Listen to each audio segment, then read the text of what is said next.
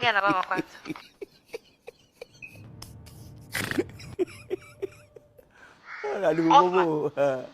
Ni vitu gani unafanya? Mama, shikamoo. Sitaki. Unawezaje kuishi na huyu binti miaka yote hiyo miwili bila hata kutoa taarifa nyumbani?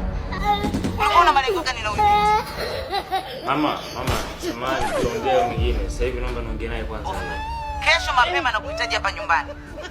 Umenisikia wewe? Sitaki mimi mambo ya aibu. Mbona nitolee leo? Simona mama, simeamini kama mimi na mwanao tunaishi kwa pamoja. Sasa kama mlikuwa mnaishi wote, hapa kilichokuleta ni nini? Umekuja kujitambulisha mwenyewe. Mimi na desturi ndio zinavyotaka hivyo. Huo ndio utaratibu. Wewe huna wazazi? Yaani umetoka ulikotoka unakuja hapa kujitambulisha ni sawa? Mama, mimi nilikuwa nataka tu ufahamu. Sana ukumbuke umekuja hapa hata kusalimia umeshindwa. Unafikiri mimi nitakusaidiaje? Unaonyesha kabisa kama una nidhamu. Nitakusaidia vipi? Hatuwezi kupokea binti ambaye hana maadili nyumbani kwetu. Na kuna utaratibu, kama yeye angekuwa na mchumba, angetoa taarifa nyumbani.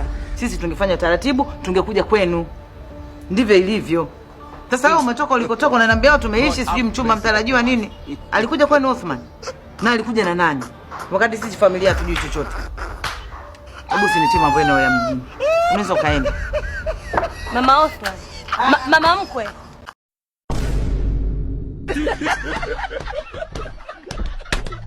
Oh.